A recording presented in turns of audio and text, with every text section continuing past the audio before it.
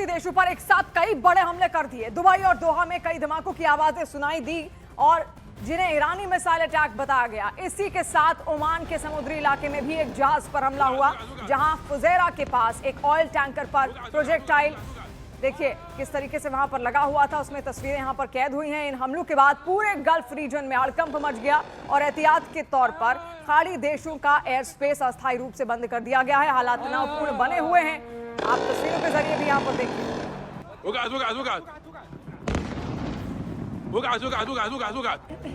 راح تضرب الفندق ضربت الفندق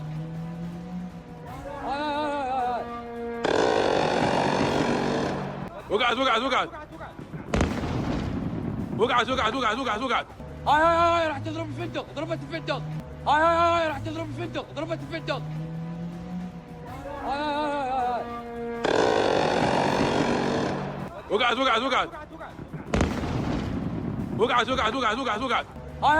تضرب الفندق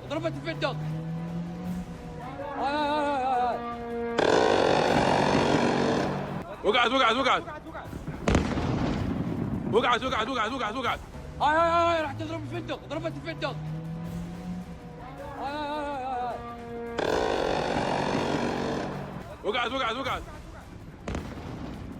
तो अलग अलग तस्वीरें इस वक्त हम आपको यहाँ पर दिखा रहे हैं और हमारी वरिष्ठ सहयोगी अरुणिमा इस वक्त हमारे साथ जुड़ रही हैं।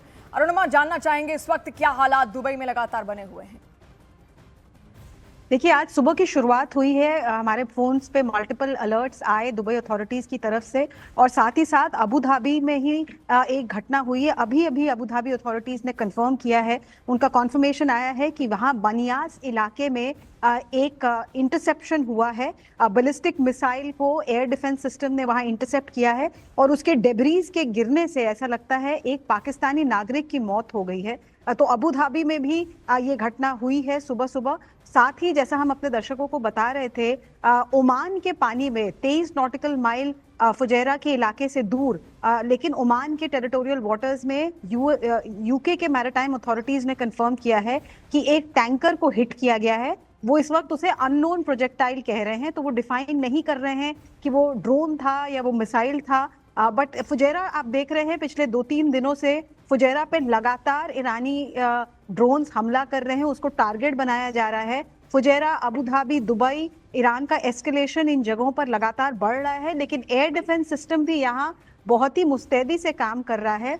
आज सुबह एसोसिएटेड प्रेस जो न्यूज एजेंसी है उसने रिपोर्ट किया और यहाँ के जहाँ से मैं रिपोर्ट कर रही हूँ, यहाँ से 10 किलोमीटर के रेडियस में नागरिकों ने भी ये कहा कि उनको कुछ जोर से बूम की आवाज सुनाई दी, कुछ आवाज आई बहुत जोर से। अब हमें इंतजार है कि यहाँ के लोकल अथॉरिटीज कंफर्म करें कि वो इंटरसेप्शन का साउंड था या कुछ और था। इस वक्त जो 2 चीजें हमें ऑफिशियली अथॉरिटीज की द्वारा बताई गई है वो ये है कि एयर डिफेंस सिस्टम लगातार काम कर रहा है दुबई के ऊपर और उसके काम करने का नतीजा ये है कि जो एयर स्पेस बंद कर दिया गया था कल की घटना के बाद, जो दुबई एयरपोर्ट में घटना हुई थी उसके बाद एयर स्पेस बंद कर दिया गया था, आज सुबह वो एयर स्पेस खोल दिया गया है। ये भी यहाँ की जनरल सिविल एविएशन अथॉरिटी ने कंफर्म किया है। तो जो लोग दुबई से भारत जाना चाह रहे थे या किसी और देश जाना चाह रहे थे, या कल जैसे हुआ कोची की एक फ्लाइट दुबई के लिए उड़ी और वो उसको वापस मुड़ना पड़ा, तो ऐसे जो एयरलाइंस के पैसेंजर्स हैं उनके लिए एडवाइस है कि वो अपने एयरलाइन ऑपरेटर से संपर्क करें।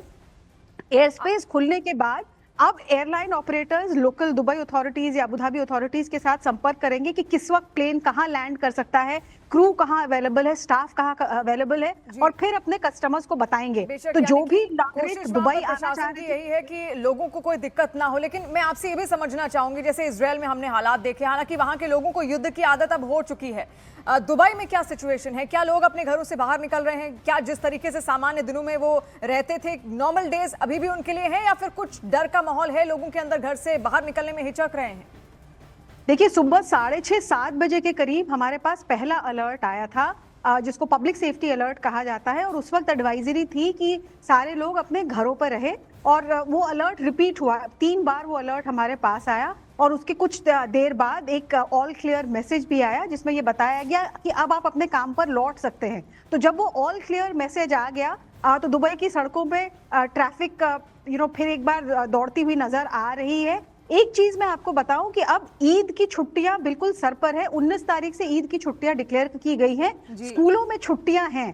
तो ये सारे फैक्टर्स हैं जिसकी वजह से इस वक्त दुबई के बहुत सारे नागरिक या तो वेकेशन पर हैं या वर्क फ्रॉम होम कर रहे हैं, लेकिन उन सबको ये उम्मीद है कि एक बार ईद की छुट्टियां खत्म हो तो फुल फ्लेजेड वो अपने काम पर लौट पाएंगे। लेकिन यहाँ ये भी बताऊं कि जो सिचुएशन है, हर रोज जो एस्केलेशन का एक नया दौर ईरान की तरफ से शुरू किया जा रहा है, इसको लेकर भी यहाँ के अथॉरिटीज लगातार एक्शन ले रहे हैं।